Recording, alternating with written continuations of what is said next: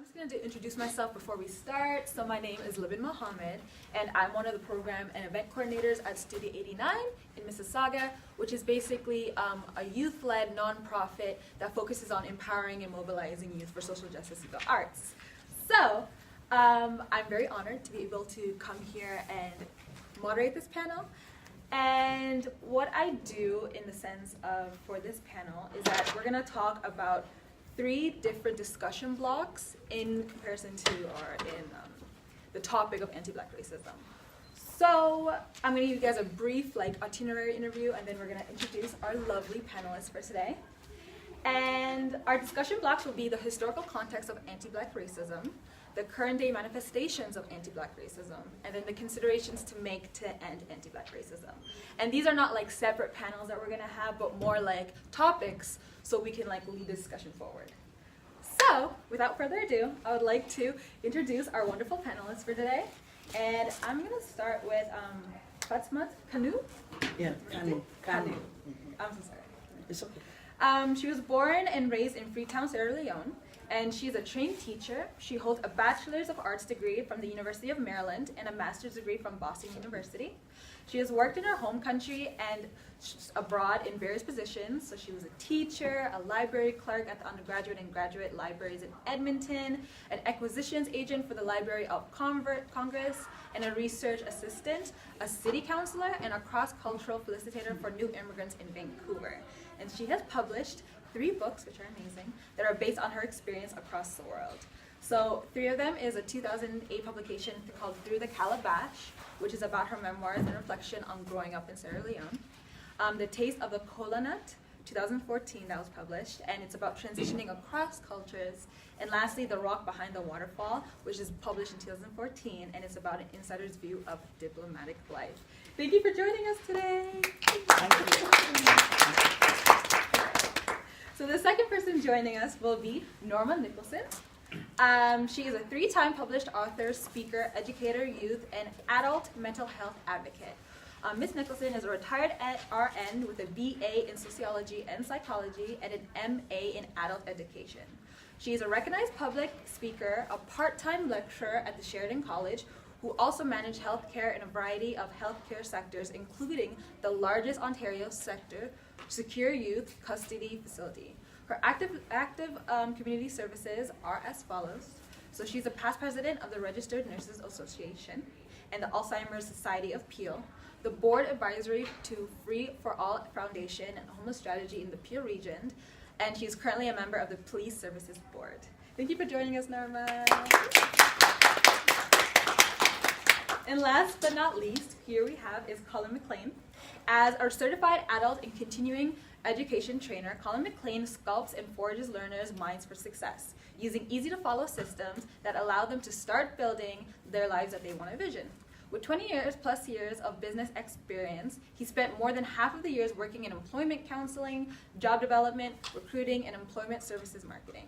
He's published a self-help guide entitled A Funny Thing Happened on the Way to My Career, 50 Practical Rules to Get the Job That You Want, which uses humor to help job seekers hone their skills that they need to find work, despite living in challenging economic times. So Colin has since developed creative online and in-person lectures or courses, and facilitates workshops and delivers presentation for at-risk youth and young adults. Thank you for joining us, Colin. Thank you. So we're going to start off with our first discussion block, which is the historical context of anti-Black racism. So basically what I wanted to do is that I wanted to start with this first, because we love looking at Black history and etc., but we don't really take in the struggles that historical Black figures went through to achieve success. So I think we're going to start off with some questions, and the first question I have is, anti-Black racism is felt on a multi-generational level. So our ancestors, our grandparents, and our parents felt its repercussions, and our generation and future generations will be feeling the same. So my first question is, how have you grown to define Blackness from your youth until now? So who would like to start? I can start. I'm Norma. I was born on the island of Jamaica. And at that time, many moons ago, the island was colonized, meaning it was run by British, all Caucasian. So for a black individual, you did not have as many opportunities. So though I had high school graduation and I did very well in high school and got very high marks, when I graduated, I could not get a job because the job was given to Caucasians, like high-profile jobs, they call those in banks. Even in bookstores, you could not get a job. So from a very young age, I started defining myself as being black does not seem to allow many opportunities, no matter how much one works. So skip forward, and I came to Canada as a domestic worker in the late 60s. And in Canada, there continues to be many opportunities for education. And so I've gained a registered nurse. I went to U of T full time.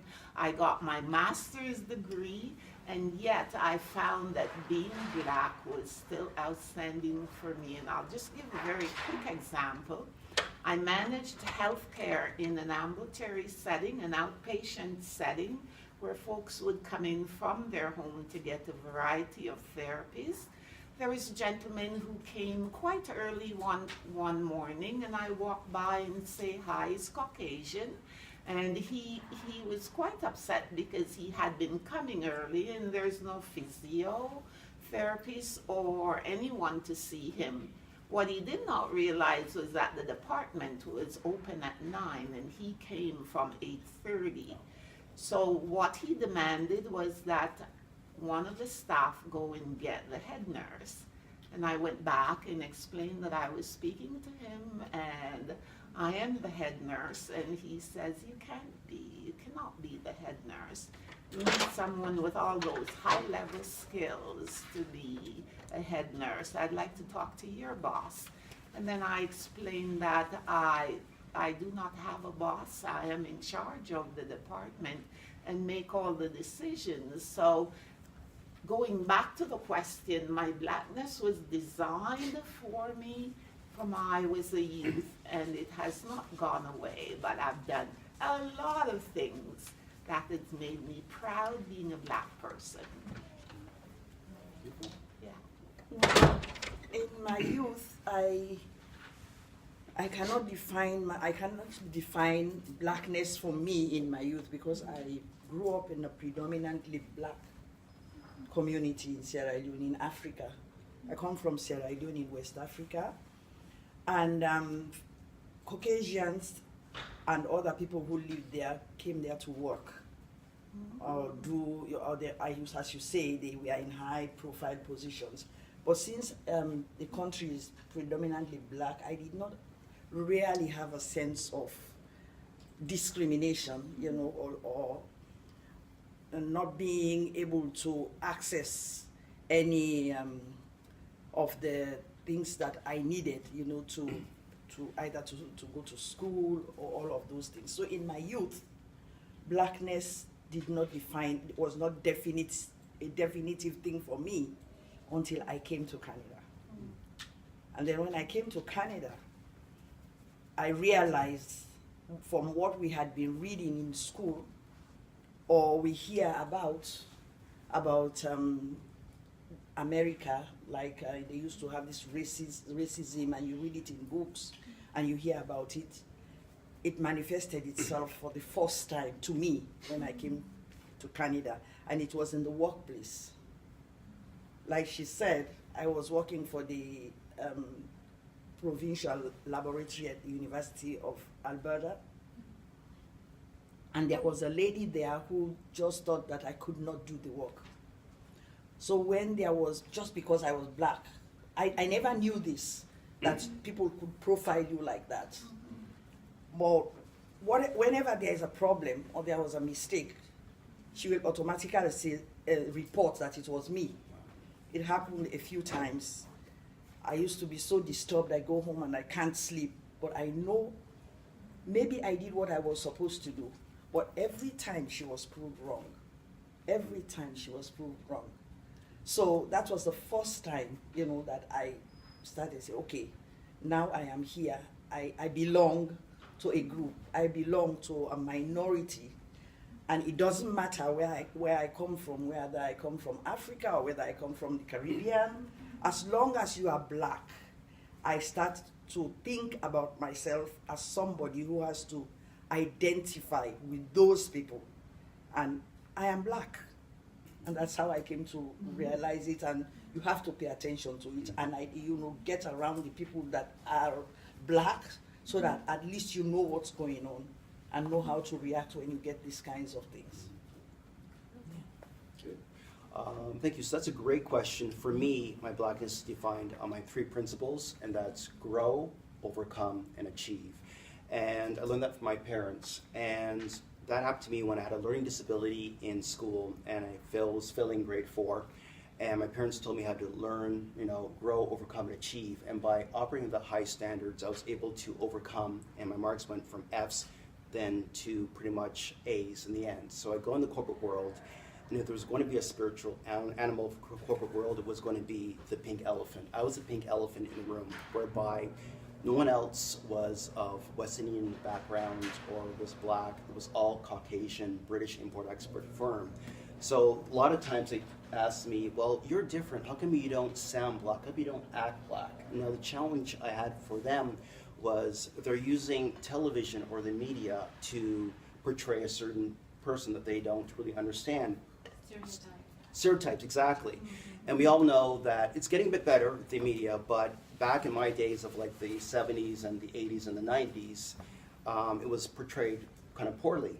So by me growing and overcoming and achieving, I was able to be a positive image. They took me under their wing. So I'm going into corporate meetings to tell me how to network. I'm going to those meetings where only white men can go into, and the guys falling asleep by the fireplace. We're having the lobster and the shrimp and all that stuff. I've been there, and why? Because I'm the kind of guy that's growing and overcoming.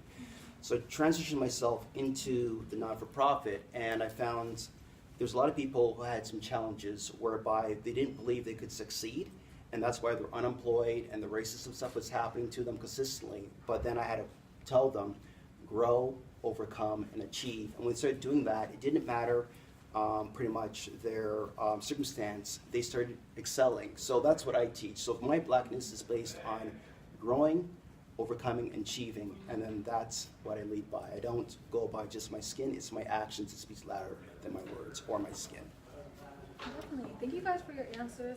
And I was going to wait until to have commentary at the end. And I saw one main good point that I wanted to speak upon, which is discrimination making you realize your blackness. Because like you said, like in the sense of coming from a majority where black people were everywhere in terms of coming and becoming a minority, or else somebody pointing out that, oh, you don't act black, etc. Yeah. I feel like those two experiences I may not have necessarily experienced being from majority to minority because I was born in Canada, but I've really felt the experience of saying, oh, you're not black enough, etc. Being born in Mississauga is very painful. But like it's really like eye-opening to see that it's not until you're discriminated against or you're pinpointed out to other people is that when you realize, hey, I'm black actually, like I'm not part of like other people, etc. So it's really like discouraging, and hopefully, like you said, it's getting better in terms of representation, but there's still a lot of way to go. But yeah, thank you guys for your answers. So I'm gonna head into the next question. So historically, the relationship between law enforcement and black Canadians has always been strained. So with the hyper surveillance of black youth during school hours and the resurgence of media attention surrounding police brutality in recent years, the distrust seems to be only getting stronger. How can the relationship between black Canadians, law enforcement, and the justice system be strengthened moving forward? And can this relationship be strengthened despite current levels of distrust? Anyone would like to start? Excuse me one second. Is there going to be questions from Yes, you? There will be a designated Q&A. We're just doing the preview and then we'll open up for questions. Mind if I go first? Go. Okay, so I've got a game plan, and you're gonna get sick of my game plan, but it's the truth. Grow, overcome, achieve. Now I find that if we can actually grow as a community, now I'm talking not just going to school, because many of us are dropping out of school. If you can harness the education system, get into the school board trustees, politics, a lot of us do not vote. You gotta vote because, why? Because politicians need to hear your ear. Develop yourself economically. If you have the money, people will listen. I'm talking about not just working for a job, but you start your own career. Like maybe you are an entrepreneur and you're working for other entrepreneurs. You get into the real estate, you're getting into the finance, you control the money, logistics, and real estate, people are going to listen. And then they'll be forced to actually not have a misconception about you because they're thinking, these are the money makers, these are the movers and shakers making impact.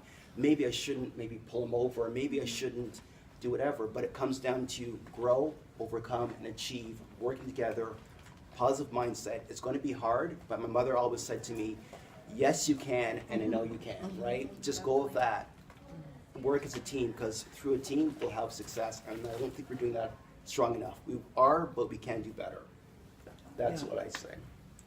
Well, I think I can just add something to that, both sides, the black community as well as the police, they have to recognize, they have to recognize the problems between them.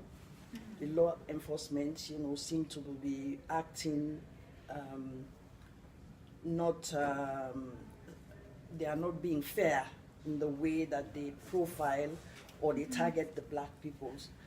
Black people know what they are and what they are going through. So if both sides can recognize their problems, then they can come to a common ground, and with their chief of staff or other experts or politicians can work together so that they will find a common ground where they will understand, they will understand each other, find ways to work with respect to each other, rather than, one antagonizing the other and the other one being a victim.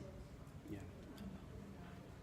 But it's the education, because if we don't understand the history of blacks in this country, we will never be able to work with blacks. So when you go all the way back to slavery and colonialization and the kind of descriptions that blacks were given back then seem to be coming all the way through the generations. So when Libin introduced me, she said that I'm a member of our police services board. She also said I'm a retired nurse. So the last place I worked and managed healthcare was at the Roy McMurtry Youth Center. It is the largest jail for children in Canada, though it is located in Ontario in a little town called Brampton. There's 192 children, I call them because they're 12 years of age to 17, that are incarcerated there because of crimes they have committed.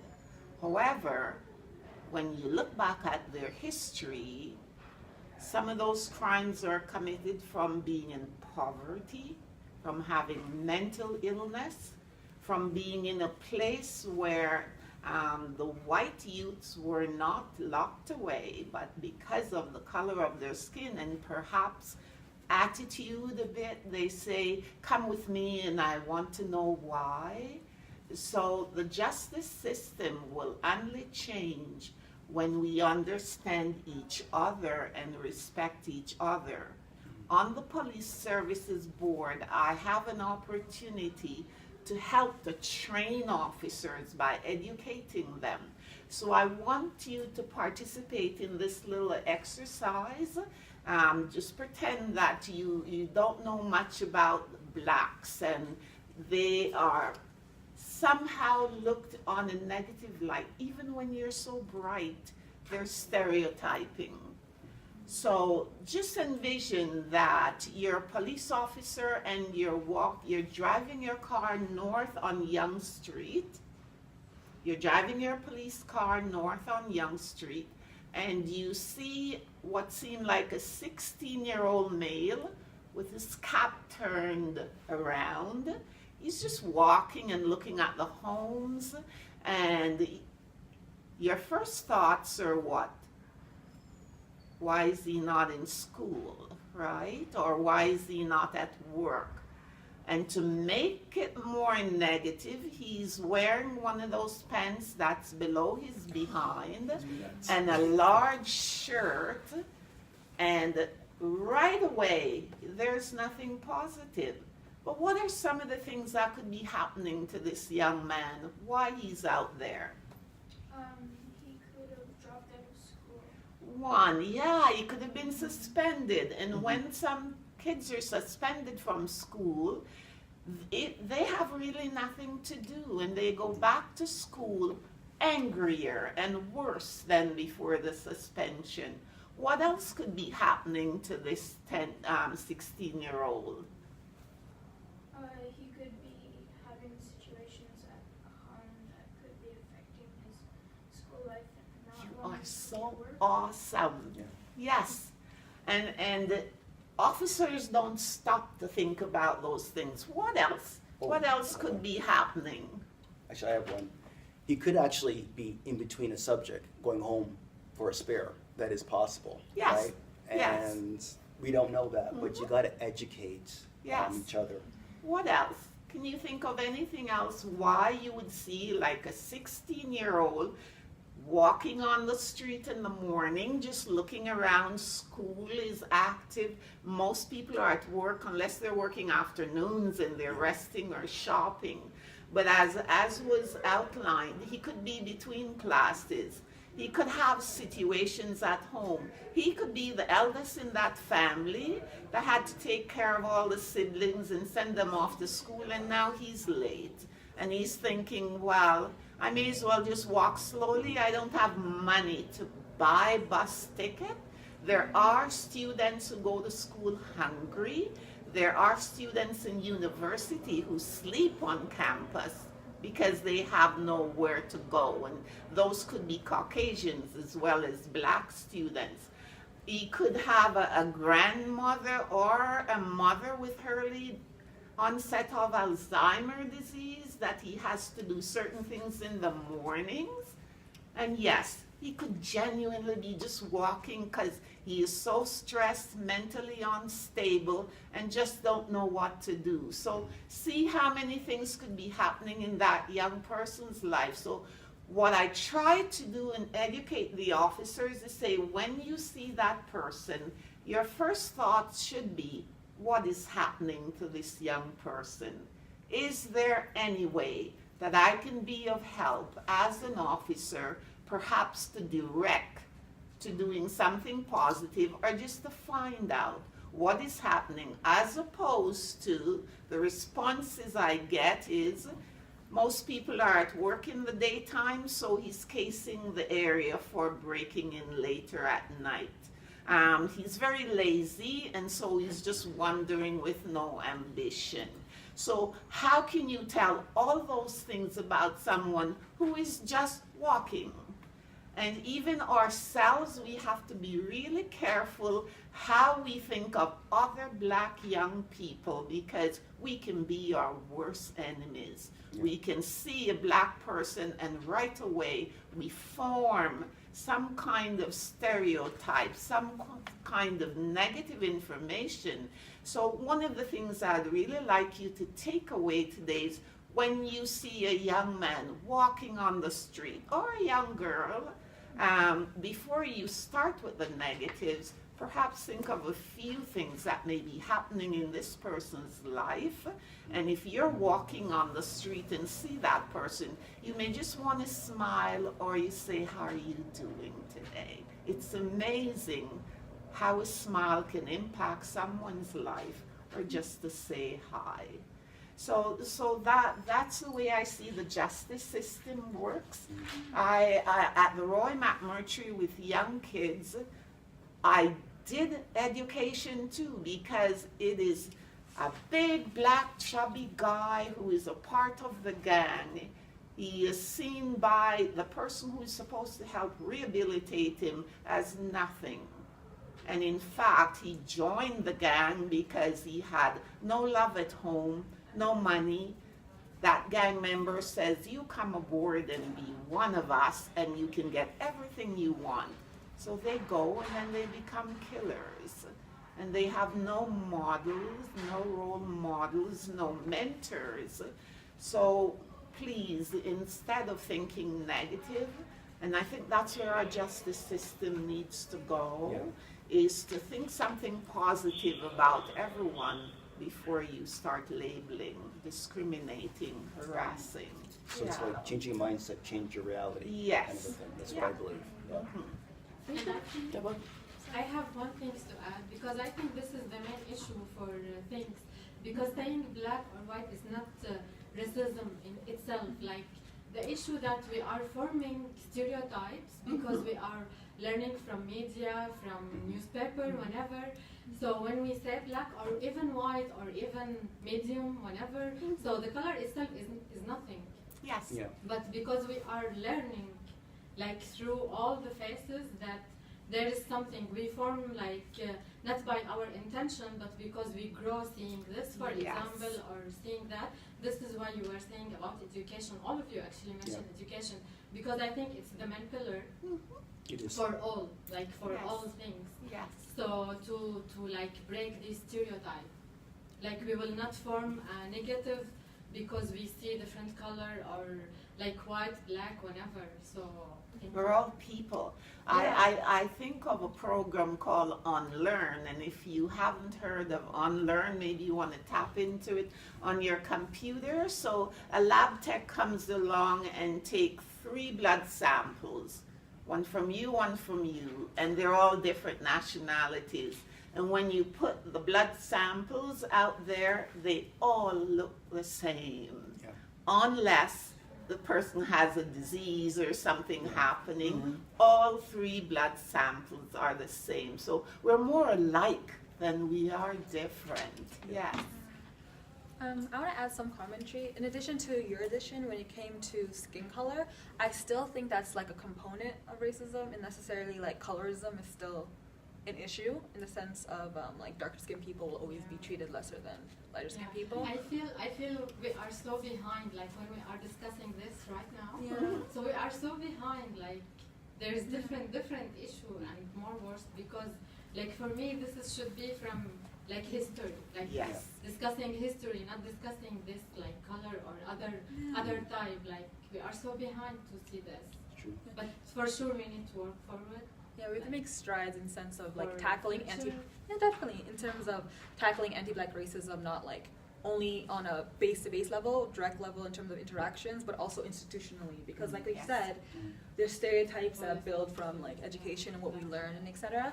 And I have some commentary about what you got. Oh, sorry. Yeah, I was just going to say with her example Yeah. of the young man Mhm.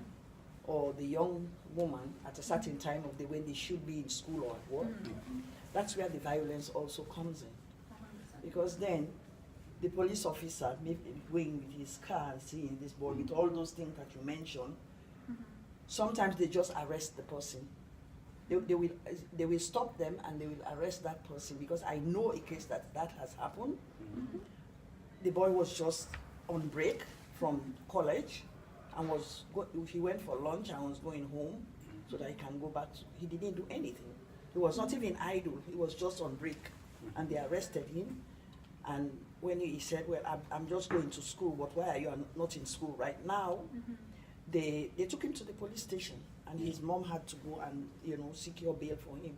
But when they checked, he was doing nothing wrong. Yeah. Nothing. Do they sue or do they sue? Well, the mother did later. Yeah, okay. So you got to get into the So organizations that's where first. the Yeah. police don't check, they don't ask questions, they act on what they see. They already say, okay, he's idle because he's up to no good. True. Well, another thing too, I want to just add quickly is that how you conduct yourself out there, because you're always being watched, be it black, white, whatever the case may be. We all have this kind of vibe we have, and I've encountered with some of our people where we may be a little bit down and depressed, I get it. But if you're coming in there with a low energy, it's like the bully and the student being picked on by the bully, right? If you develop yourself, hold your head up high, you have people around you, there's more confidence, they're not gonna attack you as much. So develop yourself first, because I've seen many people in the community, I'm interviewing them for positions and their energy is so low, I gotta give them like espresso, poke them, say, respond. Then another person comes from another community looking for work, they're more upbeat, they're still economically maybe of a lower level, but it's their mindset. I'm thinking, I will send this person, not the other person, because the other person's just too low and I can't really see them really excelling, even though I'm trying, right? Sorry, no questions are after, but I'll probably forget everything I'm writing down. So I have to ask now. So I believe that I get what you guys are saying, but a lot of our community, the Black community, deals with a lot of trauma, Yeah. and trauma that's not dealt with. It has to be A dealt with. lot of our young boys deal with trauma, and I'm going to share personal experiences in the sense I have 4 nephews, and they've all had an experience with police officers. And one of the things that my mother has said, their grandmother, is, what do you do? My grandmother told them what they have to do. Speak nicely, speak that, you know, and then my mom shared the experience when my uncle first came to Canada, and he was carded in the 80s.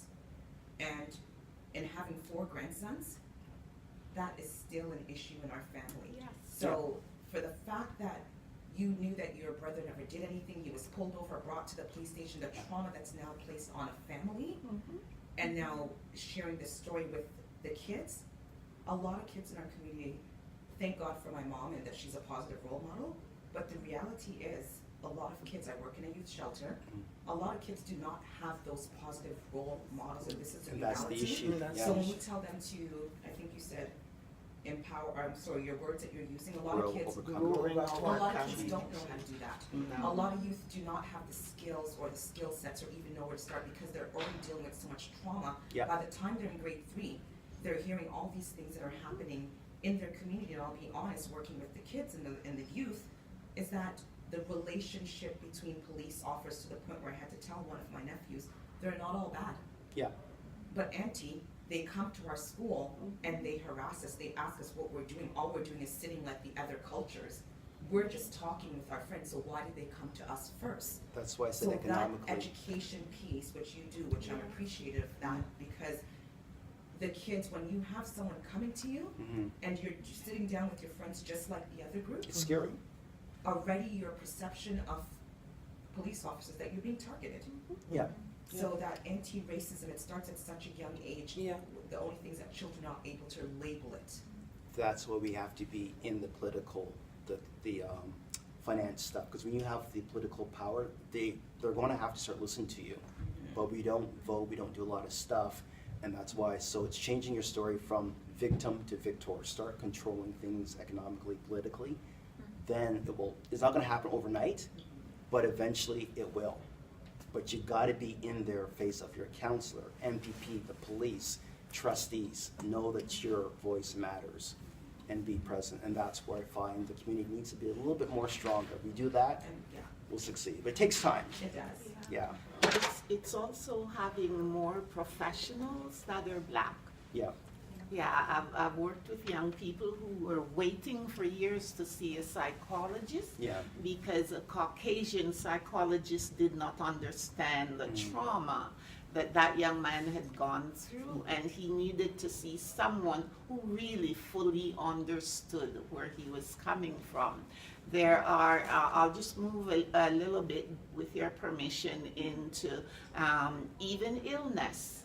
So here are some Black folks, their blood pressures are up for many reasons, stresses in the Stress, workplace. They now need to go to a specialist, and they go to the specialist and they're told they need to be on a specific diet and exercise regime.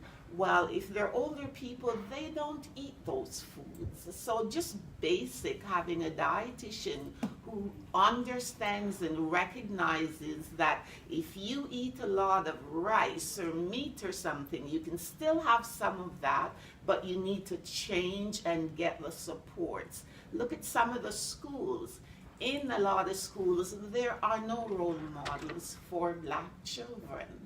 In many schools, police officers are there, and as you say, they ignore the gathering of Caucasian youth and they pick on the youths that are Black because they think they gather and they're going to plan to commit crime, as opposed to saying, how are you guys doing today? Are you going to go to the game later? Or how is your class going? They don't go with that attitude, and not all of them. But it's going to take a very long time. In the region of Peel, when I started on the board, we had 5% Black officers. This is 5 years ago. we're now up to 32% black officers. And you can see a marked difference in the community, but it takes time. And as Colin says, we need to start moving things up and using our voices respectfully and demanding what we need. And you can only do that by actively participating in your society. Don't just go to school or go to work and go home. If you're a parent or you have nieces or nephews, go to them to the school and see what's happening. Take your kids out to sports. Interact with other people so that you're always supporting and moving so that your children will see a new world growing and growing. And so I have a lot of hopes that we are going to see a different Canada, because we have so many different cultures that are coming to live in Canada. And in fact, sometimes I've heard a few Caucasians says it's reverse racism, but it's just knowing more and understanding yourself and participating actively. Yeah. So if you're looking for positive people, connect with us and we can move the needle for you. Any I questions, just heard- comments? I'm hearing a lot of black when I'm hearing Caucasian, and I wonder why. If generally it's black people, white people. I just wondered why is it Caucasian, and what is, I know the word what it means, but I'm saying in your context, what is Caucasian? These are all Because- young people, so that's why I use Well, young people now, Caucasian. they do black and white. They Yeah. don't do Caucasian. Do you do Caucasian when you speak? Or I you don't say hear black any and young white. people Black and saying white. Caucasian. It's We all know black what and black white. is. And it's, we can start on that premises, just saying who we are, what we are. Another thing about walking in the street, why can't the police officer start out by saying he has the right to walk in the street? Why do I have to question him? I didn't see him do anything, so why can he I not was walk in thinking the street? exactly like this. Yeah. I'm sorry? I was thinking exactly like this Yeah, because that's it's very important. normal. Just Why? So no need to form a story Yeah, or. I work for Air Canada, and sometimes we went to work for 5 in the morning, so we leave Yeah. home at 4. I didn't have a car at the time, so a friend and I, we used to walk a couple of blocks on Bloor Street to meet up with a girl that was giving us a ride. We are both in uniform, so even if it's summer, we're both in uniform. Every police officer knows the Air Canada uniform. Yeah. Okay? But when Tony and I are walking in the street, we literally have the police car following us like this. Ask them for a ride. That's what I do. No, we don't right. use it, but I'm To the just work. saying. So if Tony was walking alone, that would not happen. Yeah. Tony's walking with me and the police officer, even though we're both in Yeah. Air Canada uniform, they still want to know what are we doing. Well, it comes down to fear, false evidence You of know, harm real. so I think they should start out on the premise that if I can walk in the street, so can you. Yeah. And then they can move from there. And the other thing about youths having problems at home, et cetera, that goes for all races. Yeah. You know, maybe our youths don't get the treatments, the proper treatments that they need, perhaps. But I can tell you, who is going to learn something if their stomach is empty? And if you have homes where the children, and again, they have black and white in this situation, but this subject is about black, so we stay with that. So the first thing is we have to make sure that we're not only just educating children in the schools, but we are talking with families. We have programs for families. That's what my program is actually doing. It's called the Finesse Program, and it's helping the youth and the families have Okay, statistical good. impact. Because So, I was grasping from your program that people have to be a certain intellect and they have to be a certain economic position. That's how I grasp from your program. well, that's Because some of yeah. the things you're saying, that doesn't happen in the standard, normal. well, it's going to have to happen, unfortunately. Right? Well, you can't Yeah. get there unless you've completed Baby steps. this level. Yeah, that's what you I do. know? Teach baby And, steps. So the jobs is important. Yeah. Jobs for the people. I have actually a few comments. May I just give following up on what Anne? Yeah. You touched a little bit about the difference between black and white children in that in their families they could have the same situations and yet they have mental illness, etc. But it's the way they are treated differently. So an example is I don't have a 5-year-old, but if I have a 5-year-old with ADHD that's acting up and you have a 5-year-old that's acting up, you may be able to talk to the teacher, because remember I'm saying you should get engaged with the teacher as a black person. The white person may go in and do that. I try to manage on my own.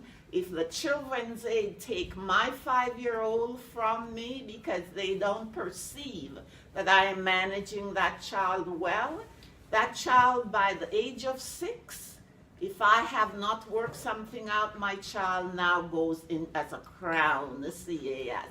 Yeah. And when they are in different foster homes, because as a black child, and I'm a white foster mom, I truly do not understand those behaviors I'm seeing. So I send Johnny off to another foster home with the history attached. So he just has to throw a chair, hiss his teeth, and he's sent to another foster home. So each time he's re-traumatized, he's already taken from his family. So that's the difference with our black children.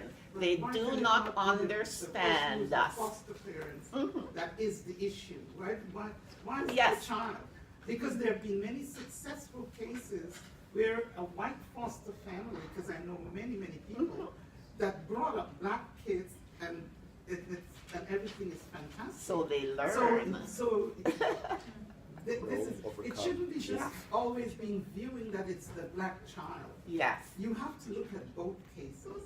It takes a village to raise a child. The foster person has a responsibility too. Yes. Any comments? There's a young lady. Due to time, can we go through another more questions and then we'll go back to designated Q&A. Okay. But also just to wrap it up because I have a few commentary about what we've talked about so far. Okay. In the sense of with carding specifically, in the idea, I think one of the questions were why are we picking out certain people in the street? It's because the carding system basically has a identity that it searches for. So it has searching for exactly, it's an avatar. So they're searching for black people. They're searching for specifically men between the ages of 15 and 20, young black men who are dressed in a certain way and etc. And then they deem it as a threat, and that's why the carding system has been equaling to more black people in prisons and more black people prosecuted unjustly.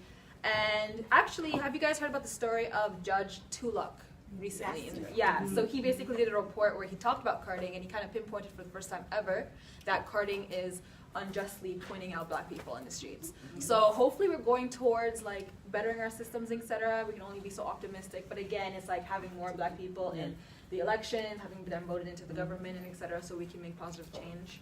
And in addition, it's a positive or a personal antidote. I went to school for child and youth care. So as a black woman who also wears hijab, identifies as a Muslim person. More pressure. Pardon? Sorry? More pressure or no? More You have pressure. Oh, more, More yeah, pressure. we're going to talk about intersectionality actually afterwards. But as a person who went to child and youth care, I knew there weren't any child and youth care workers, or at least very little, that looked like me in the school system. Because actually my thesis paper was about how we need black child and youth care workers in our schools to help the black success of black Canadians and black youth. And because of things like over-policing, things like suspension rates and etc. And it's all leading into getting black kids out of school. Yeah. So it's a sense of, again, having representation, like you said about your nephews, having positive role models, whether it be in your personal family or having it in the schools and etc. It's all about just the support system you can have and to support the future. And so I'm gonna go into the next kind of portion. We're gonna, due to time. She wanted to have a comment. Oh, no worries. That's okay. My comment's actually for you, Norma. You said something earlier that kind of resonated with me, is that another black person can be your worst enemy. I think we've heard that a lot Yes. Even when your child's late, it was like, oh my gosh, okay, it's a black immigration officer, my worst, you know. So I just wanted to know your experience with training black police officers. What did that look like? Because they do not understand where they came from. Yep. Yes, they need to understand where they came from. And especially those that were born in Canada into what we call a good life. They have not gone back and read history, and of course black history is not taught in the schools. So I help them to realize where they came from, or where their ancestors came from, why they're flourishing now, and how they need to be more compassionate and sensitive, especially to those blacks that have been traumatized. Yeah, and I find that when you hear their story and you share like we're sharing today, they don't change like that, but they do take away things, or they come back and they ask. Yeah, because I will say, when you see a young man on the street, for goodness sake, don't think of him as being a bad kid. That should not be your first thing. It's, what can I do to help you today? Yeah, is there something I can do? It's like when your children get home from school, you don't say to them, how was your day? It's better to say, what was the best thing in your day today? Yeah. And then afterwards, you will find that they're telling you what was the worst thing. Yeah. Yeah, so it's a lot of education and sensitivity, and not saying that you're better educated or better off than they are. You just want them to come to an understanding that if we had not had that background of enslavement and colonization, we would not be here today to help you understand it. Yeah, good question. Thank That's a very you. good question. Due to time, we're gonna narrow down the questions. So the next one is in terms of the current day manifestations of anti-black racism. So I think, as we said before, intersectionality. I would like to touch upon it because, do you guys know what intersectionality means, or do I? So I don't need to define it. So the question that I have is, in our day and age, how do you reconcile your blackness with other identities, and have your identities shaped your life experiences? For example, being a black woman. Because the thing that inspired this question actually is because I got a comment 2 years ago on social media, which is the greatest thing, isn't it? A question that said, excuse my language, but it sent to me that said, you can't be a nigger and a terrorist, you have to choose one. So that's what someone said to me. So in the sense of it's hard in the sense of you can't exist without recognizing that, hey, I am a Muslim woman, but also I'm a black woman, because that means different things in different spaces. So how would that, in sense of your identities of being a black woman or a black man in Canada, how does it reconcile? Interesting question. So for me, my parents were my compass, and they told me don't focus on the black and the white stuff, focus on yourself, growing yourself, overcoming stuff, loving yourself, and know your true identity. When you create your narrative of who you are, it doesn't matter, right? Those ones, the person said that comment, wife experienced this kind of stuff, and I said to myself, thank God I'm not married to that person. Imagine being married to that person. That's not the person I want to be with. They don't belong in my life. You go over here, I'm on this lane. That's what I've had to do, because when you start believing these narratives of stuff, people saying, oh, blacks need to do this, whites need to do this, it's nonsense. You have a goal, you know your purpose in life, execute it, get the help, get a mastermind group, focus on that, nothing else matters. But when you start thinking and believing these people's stories, their job is to pull you down. You need to find people who give you wings to lift you up, not the anchors, which are those kind of people, they'll pull you down. So you create your own narrative, because when you think you are the victor, you will become the victor. When you think you're the victim, you will stay the victim. Yes. Victims and victors are the same person, but it's how they perceive their mindset, how to excel from it. I know it's a little hokey pokey, but when you do this kind of thing, you stay true to your course, your mission, your journey, you will succeed. And get some mentors. Get some mentors. You need mentors. Yeah, I had mentors. without mentors, you're not moving in the right direction. And your mentor could be your dad, could be an aunt, a cousin, a good friend. Get someone that doesn't necessarily agree with what all you say, but someone you can share your heart with. Someone can say, let's really think about that. Is that truly what you want to do? Get a vision and a dream. What is my purpose in life? What am I born on this earth for? Am I on this earth, and what is my purpose? And who can help me move my purpose? Because they say if you don't have a goal, you're not going in it. It's like going someplace without a compass, some kind of direction to lead you. I'm sorry, go ahead. That's okay. I'm so passionate about this because I work with youth every day, and sometimes I see them come back, and this young lady here says she works at the youth shelter. In Mississauga, there's a youth shelter, and I go in and talk to the youth about the reason you left home. And I don't judge, and I say, here are a few things you can do if you ever need to go back home. And then I went to a high school about 3 months later talking to grade 12, and a student in the class stood up and say, Miss Norma, do you remember me? And I say, oh, I am so sorry, I don't. And she says, I used to live in the shelter, and you had come one day, and we talked about getting my mom help, because it was my mom that was ill, that was driving us crazy. And we followed through, and here I am in school and blossoming.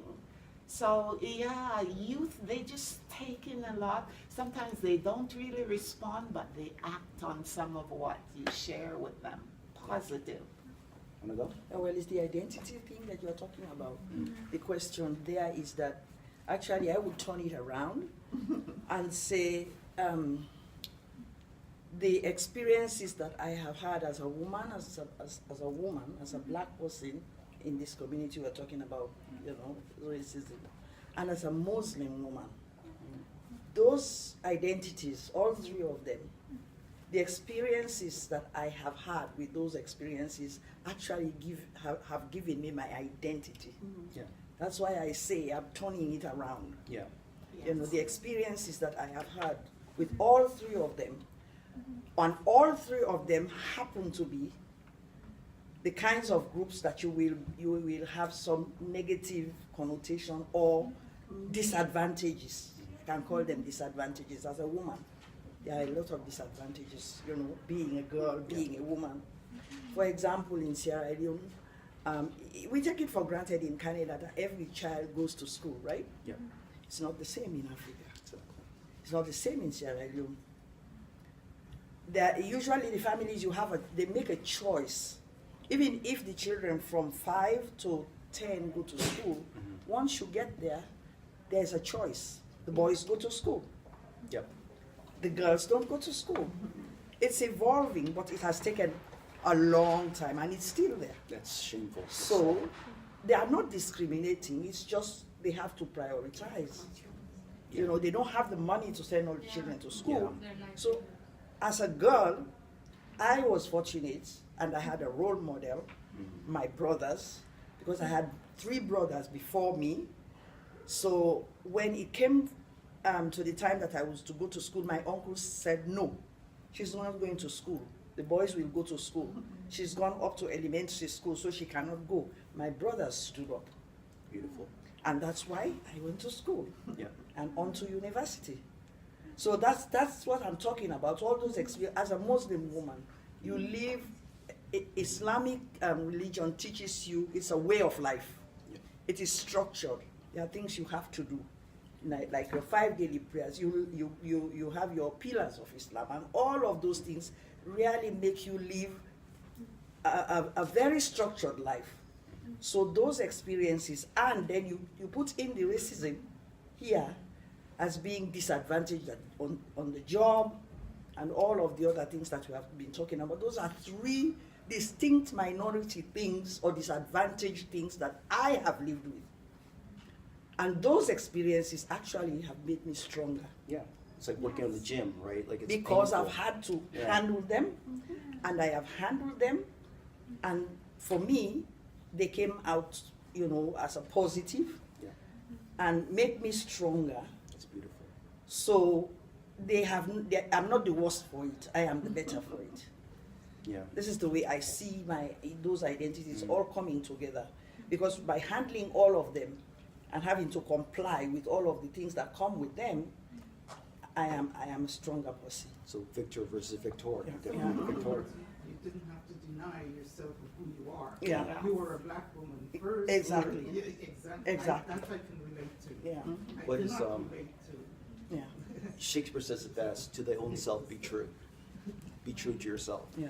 Exactly. As someone who also has the same identities as you, like I don't know about you guys, but I got like emotional hearing you talking because I feel the same way in the sense that like it's my identities that even made me go into child and youth care work and what made me want to do what I want to do in my life. And also what you guys said about the importance of mentors. Yeah. I have a mentor in addition to being like a mentee. Mm-hmm. So again, it's like seeing someone who looks like you and etc., giving you the confidence to be able to do everything in your life, etc. I think it's very crucial. Mhm. And I would like to say the importance of being even a mentor to younger people. Mhm. Like you may necessarily might think, oh, I don't have the knowledge for it, etc. But again, just being positive and being there for the youth and etc. can make such a difference in people's lives. Yeah, I have like more than one mentor. I have like three. Business, speaking, fitness, and that's what works for me. It doesn't matter for me if it's black and white. Whoever's successful, teach me, I'll learn and I'll grow. That's how I operate. So, we're going to the end, but I would like to open up the floor to the audience questions. I'm going to shorten my panel, so if you guys have any questions, you can put your hand up and we can ask the I have panel. a question about representation. So Yes. we talked a lot about that and multiculturalism. So I just wanted to get your take on that. Do you think we're actually doing enough when it comes to representations in workplaces, or do you think it's tokenism? And by tokenism, I mean so a lot of workplaces will say, okay, well we have at least one person from this black person, so we have the check mark. We're diverse. So what do you think when it comes to that? Diversity without inclusion is very false. So you can see in some workplaces they check off the numbers, but if I am added to the workplace and I have no say, I'm not included in the discussions and the decisions, it is just checking off. Yeah. So wherever there is diversity, be sure that there is inclusion. You have to include me as you include everyone else, whether it's at a team meeting, a staff meeting, making decisions about our Christmas party, making decisions about how the office is set up, how the clients are seen. If I am not engaged as a black person that has been hired by that organization, it is presenting falsehood to the public. So diversity without inclusion is not it's very negative. They just check off the numbers, and that person may not even stay in that workplace for a long time because they're not valued. And equal opportunity, I believe, because we have to throw everything, like the color, the tall, the shape, like it's equal opportunity for all, and the one who succeeds is based on the qualifications. That's it, I think. Yeah, that's where I have similar belief system, whereby if you're being hired, that's great, and I teach people how to get the positive mindset. And I recently had this one lady, she is black, she was in a dead-end job, not working out well, hates it, she was a nurse, but she wanted to go for this higher role. And by teaching her mindset, I found out that her true belief system was, I'm a fraud and I'm not in my niche. But we changed it to, I have my niche and I have value. She got the position and she's just rocking the position. So when you come into position, because you're black, doesn't mean you can slide back and I got the position. You gotta rise up, be accountable, get your stuff done, send it in early, be the kind of person saying, hey, I think we should do this and that, take control of the situation. Don't go there with a little whisper and sit holding up position. You have to make sure you lead by example, because when I was the only black person in this import-export company, they hired other black people because based on how I conducted myself, right? Because they never had that before. They said, this guy works, so let's hire another one. They hired a lady, I think in claims, she was black. They hired another lady, and it started changing. But what if I came in and I was just horrible, wasn't showing for work? What if I had a low self-esteem, not working out well? They wouldn't think to hire. So you gotta represent, when you're in there, represent, come at a high level, right? fail forward is what I tell people. You may not get it right, but fail forward, keep trying, do not give up, keep growing yourself, and that's how you really succeed. Yeah, but also the opposite is true of what you said. True. That first of all, the numbers will not matter if you're just they're ticking them off. You know, they don't matter at all, because then you are just there, not being of any use except doing your regular, and then you are out of there. But the other thing I want to say is that sometimes you work very hard. Yeah. And I've seen that many times. People do their work, they do it very well, and they have their peers, you know, the people they work with. And it comes time that they know, the people who hire you, the bosses, and even your workmates know that you perform better than I do. But if the person who does the better work is a black person, they don't get promoted as easily. Well, then that's not the company you should be at. Leave. No, That's it's what not. you gotta It's do. easier said than done. I would Yeah. say, That's what I teach. though. because I know that's what Yeah. you teach, but that's also the other side of the coin. Then you get frustrated because True. everybody knows, you know, that you are being skipped, and they will promote the other person. You stay, and you do what you have to do. But then when you lose your momentum, for example, you go in, as you say, you do very well. But then, you know, you are human. Sometimes you feel a little bit disappointed. Yeah, I've experienced that, and that's why I left. And Moved Just forward. a quick comment. I feel like leaving doesn't really deal with the problem because the next person, the black person in that position, will also experience the same thing. True. And most likely, if you move to a different position, you will also experience the same thing. No, not necessarily. You can. It's all based on mindset. Now, Yeah. I know it's kind of back and forth and stuff, but hear me out here. Now, when I was having to travel further and out low pay, and it was just rough and horrible, I knew that my vision was to move forward. I got out, bettered myself. Now, it's like being in a bad relationship. If you have a horrible spouse who doesn't support you, value you, why are you going to stay? Right? You can keep on crumbling and try and make the relationship work, but sometimes you got to let it burn and move on to something better. Right? It's like some companies open and close. There's thousands of opportunities out there, but I tell people, who knows you refers you, got to network. And through networking, like 90% of all opportunities are found through networking. That's how I got out, just things better, into better organizations which love black people, which loved other people like myself, and that's how I grew. But there's some hellholes. It is what it is. It will always be a hellhole. You can be the best worker, but it's still a hellhole. So you leave and evolve. Yeah. Just to follow up on that, what would you say to someone who perhaps wants to try and make a difference or change the circumstances for the next person, similar to your question? Because I think that there's a lot of places where people have really, really struggled to maybe get that internship or that volunteer opportunity or that job. So what would you say to someone who maybe wants to break down some of those negative barriers? Okay, find out how your boss thinks and model it. Okay, so if the boss is thinking that I need this by this time, you give it to them early. That's what I did with my one boss I had, whereby I kept sending my stuff in late. It was just my stupidity and stuff, and she was getting more angry, and it was a horrible environment. But when I said, you know what, she wants things handed to her early and detailed, guess what? She wants it on a Friday, I'm sending it to her on a Wednesday. Hey, what do you think? Start talking to the boss. Start getting in their face of like, what do you think of this idea? I think we should take this direction. Just saying. And then people are forced to look at you and understand, right? But when you're sitting there quietly, you're not going to proceed. Know that you have value and really push yourself forward. It's maybe challenging, but you're in for the long haul, right? And keep networking. That's the key. Who knows you refers you, okay?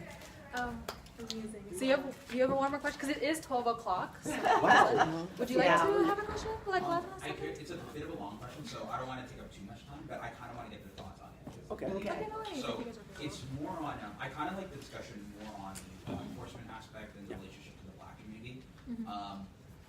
Just to clarify, sorry, I think everyone can tell, but I'm not black. Like, I'm like a dark South Asian person. Yeah. But it gets confusing at university because people can't tell. Yeah. And also some of these are my students. Yeah.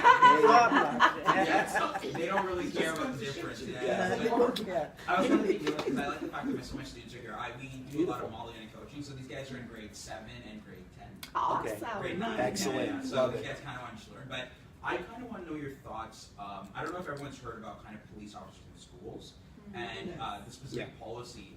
The thing is that when we're thinking about improving relationships with the law enforcement community, I actually thought that removing police officers in schools was more of a bad idea. And the reasoning is I was in the schools where they had police officers. I'm from a pretty rough neighborhood. Yeah. And my view was, before this, the only time students ever interact with police officers is usually because something happened. It was like a negative context. And the police officers also only interacted with students when they thought something was happening, whether it was justified or unjustified. And the way I kind of viewed it is, growing up in a school with a police officer, like middle school and high school, is that you got to know police officers in a non-negative context and actually build a relationship. You know, maybe they know you, so if something happens, they won't just jump to conclusions. They're like, I know this guy. Agreed. Maybe today's a bad day. Yeah. So I know it's a very controversial issue, but I kind of wanted to know how you guys felt about that policy. I know one idea is, the school to prison pipeline, but the other one is, building a long-term relationship. I just had a business meeting on that. It was yesterday, and it's with the, real short. It's with the LAMP program, and they have the community and the police officers working together, and they do mentorship. So that answers your question. I believe that is a good way to go, where they both understand each other and learn. But not all schools have taken them out. In Peel region, we did not. That's it? Yeah, we did not. Okay, this is the end of our panel. Thank you guys for Thank coming. you. Thank you to our panelists.